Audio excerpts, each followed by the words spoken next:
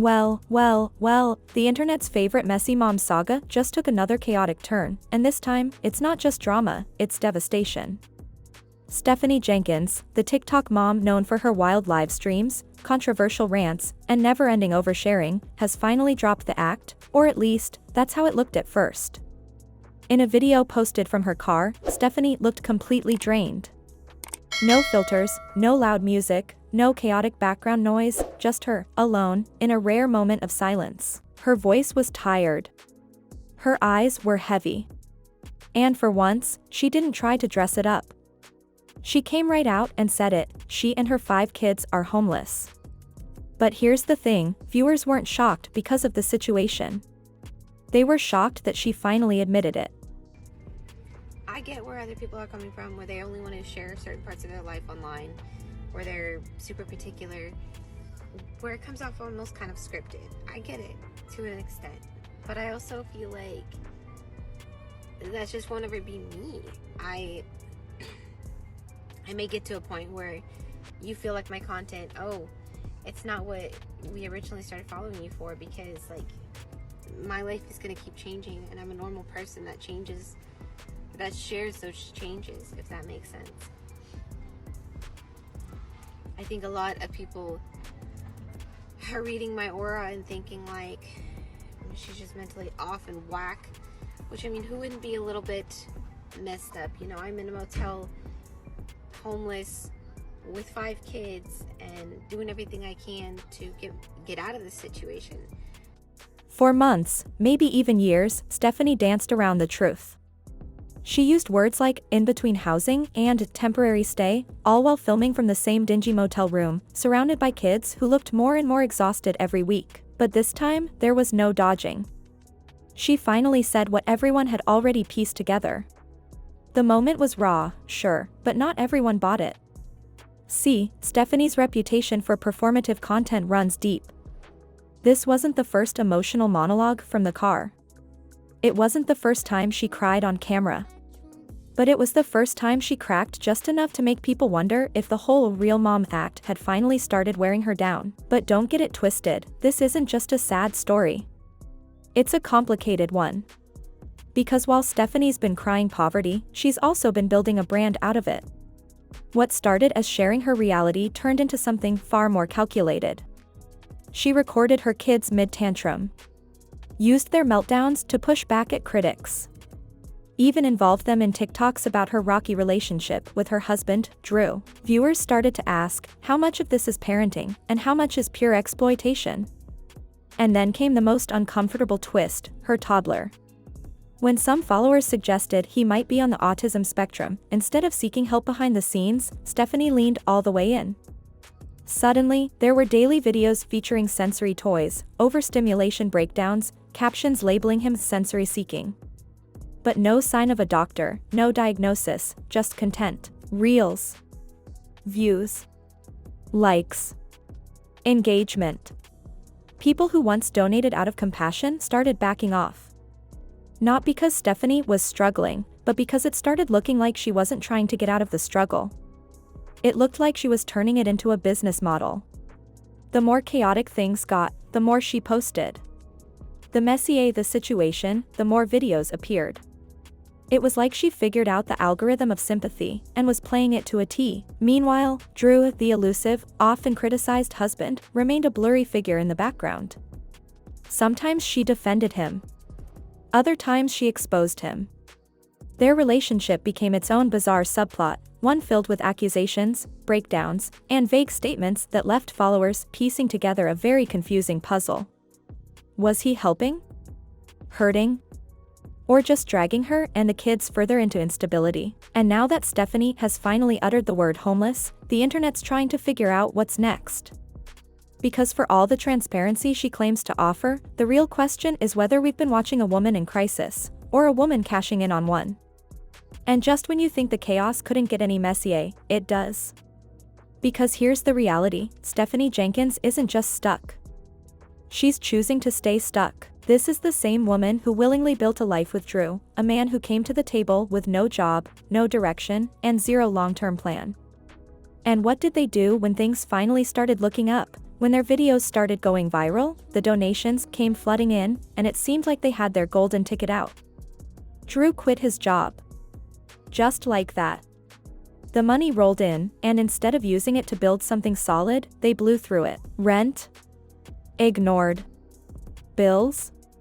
Neglected. And before long, they were evicted again. So now, when Stephanie films herself talking about how hard she's trying, how exhausted she is, and how much effort she's putting in, people are side-eyeing the whole situation. Because what kind of progress can she make when the man beside her isn't lifting a finger? Day-to-day parenting? That's all her. Emotional labor? Her again. Drew doesn't co-parent, he spectates. If the kids are loud or melting down, he doesn't intervene. He hands them off like baggage. He doesn't manage tension, he avoids it. He's not a partner. He's a weight. And while Stephanie is undeniably tired, the truth is, she's also the one who tied herself to someone who keeps pulling her down. This isn't just a rough patch.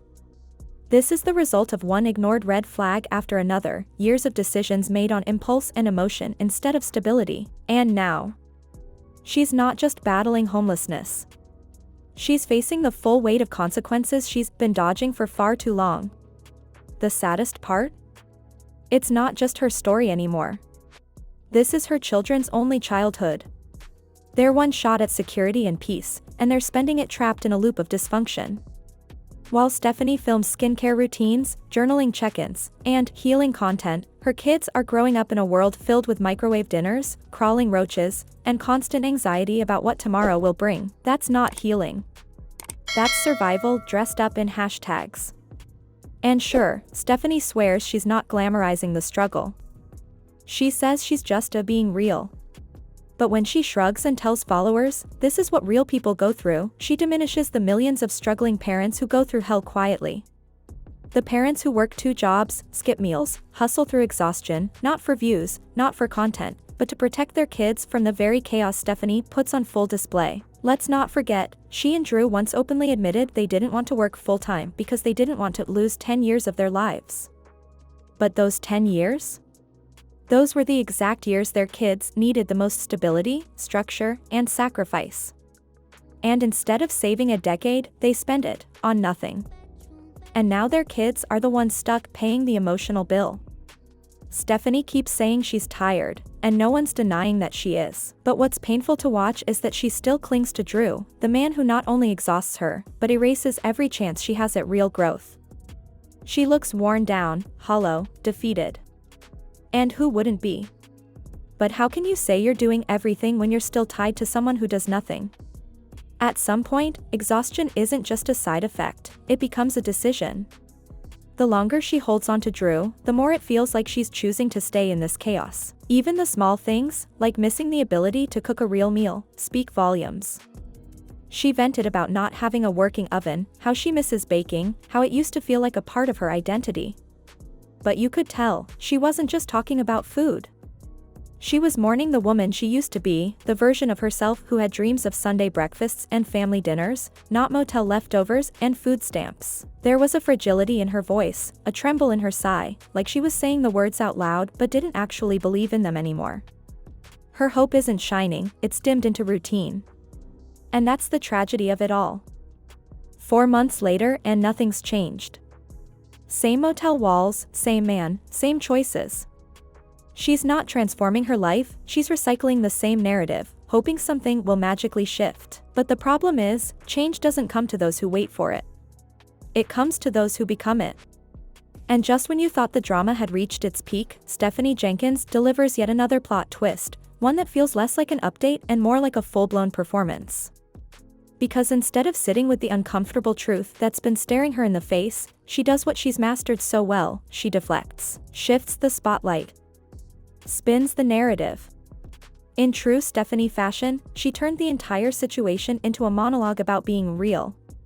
Once again, she compared herself to other creators, claiming they're out here selling perfect, filtered lives while she's the one brave enough to expose the mess. She positioned herself as the lone truth-teller in a sea of curated illusions, as if she's some kind of digital martyr for motherhood. But let's cut through the drama, because while Stephanie might be showing the mess, she's not showing the whole truth. She's crafting it.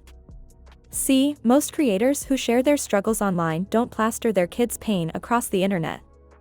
They don't zoom in on toddler meltdowns or capture the exact moment their child is overstimulated just to score algorithm points.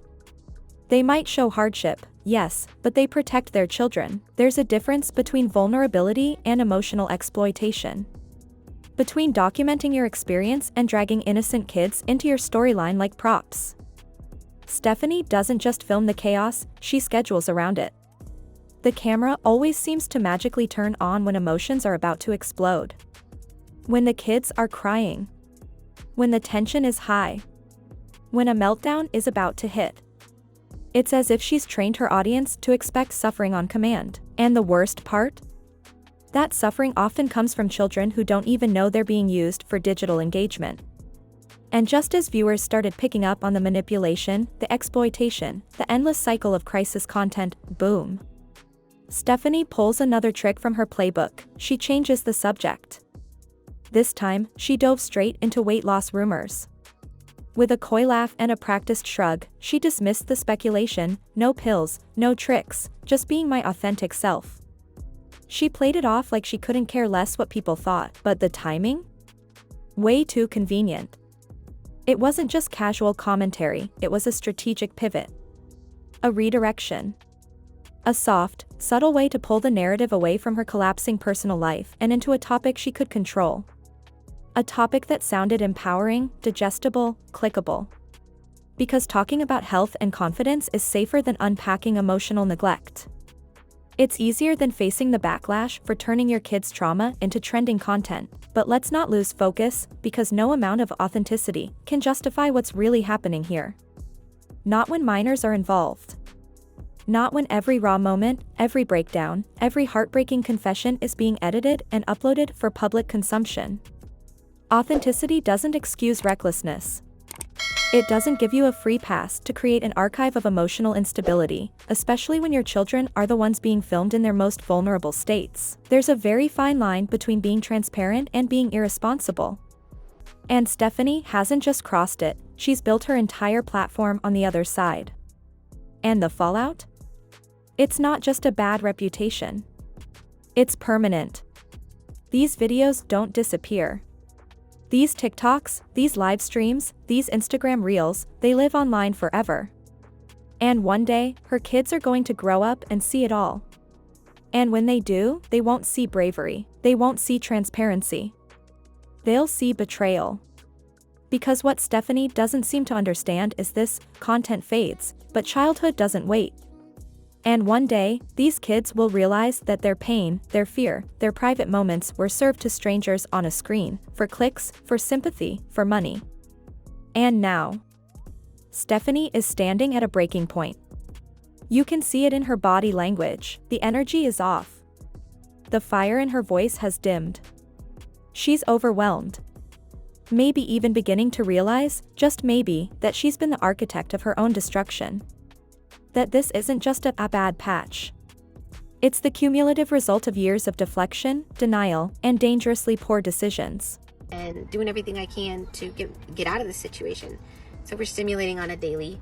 I don't have a full oven, and for somebody who loves to cook, like, that's taking a little bit of myself and my person, like how I like to express myself, away from me. And you know, I want to make some biscuits when I want to. I want to make some cookies, a pie, whatever. And we'll get there. But I do think about people that I admire, people I look up to, even just other content creators, or like, I don't know, you see movie stars pop up on your algorithm, you think you don't pop up on theirs. I'll be thinking about, man, does that lady from Father the Bride see my crap? But then I think to myself, no offense, but these people play make-believe for a living. I'm just sharing the real, the raw, the ugly, the things that normal humans go through, and that people seem to be uncomfortable sharing for, I'm not sure what, but I'm not. And it's okay if you think that I sound crazy, or I come off as just cuckoo. But exhaustion is no longer enough. Crying on camera is no longer enough. Saying I'm trying while staying shackled to a man who contributes nothing but chaos, that's not effort, that's a choice. The real question now isn't if she feels the consequences, it's whether she'll finally take responsibility for them. Will she cut ties with the toxicity that's dragged her down, including Drew, the emotional deadweight who continues to drain every ounce of her stability? Will she put her kids first, not in captions or hashtags, but through actual change, through real, adult decisions? Or is this just another breakdown before another week of healing content and motel monologues? Because, at this point, words are cheap. The internet has heard every apology, every emotional confession, every promise of a new chapter. The only thing people haven't seen is action. So what's next for Stephanie Jenkins? The audience isn't waiting for her next video. They're waiting to see if she'll finally grow up. And that's the latest tea, y'all. Don't forget to like, subscribe, and hit the bell so you don't miss the next twist, because with Stephanie, the drama's never done. Stay tuned.